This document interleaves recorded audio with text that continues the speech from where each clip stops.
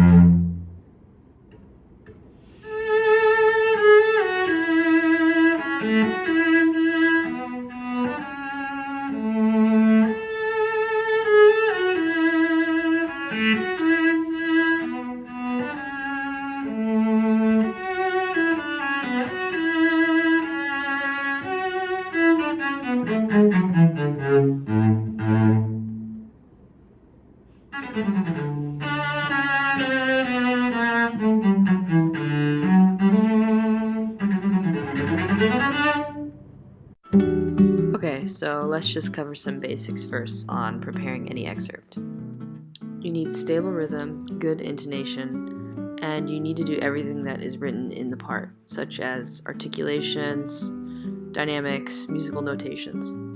In the context of an audition, these things are absolutely necessary, and hopefully you will also find them to be necessary when you are performing the piece. So quickly, I think working this excerpt up from a slow tempo to your goal tempo is necessary. While you're doing this, take care to play all the articulations, dynamics, and phrasings that are in your part. If you try simply to learn the notes and then add the musicality in later, it will end up taking much longer and won't be as ingrained in your playing compared to if you had started everything from the beginning.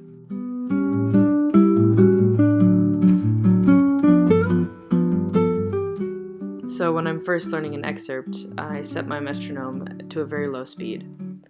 I set it to a tempo where I give myself enough time to execute everything that's on the page.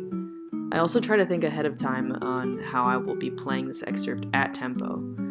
Things like bow distribution, bow speed, elbow height, left hand weight, vibrato, etc.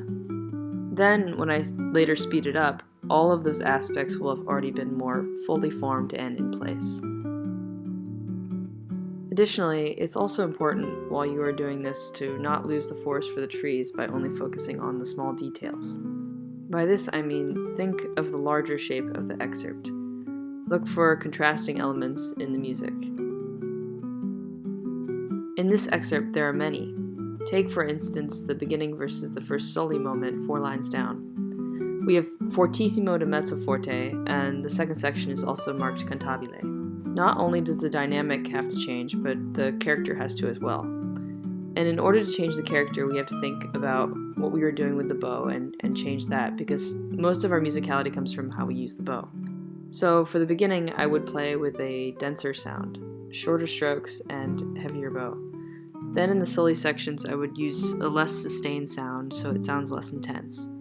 The way these phrases are written makes these things happen anyway with the bow, but they also need to be accentuated to enhance the contrast. Another challenging aspect of this excerpt is keeping the same tempo throughout. Someone once taught me the trick of continuing to count a few bars after before continuing on. Then you will be very close to or at the tempo you just played.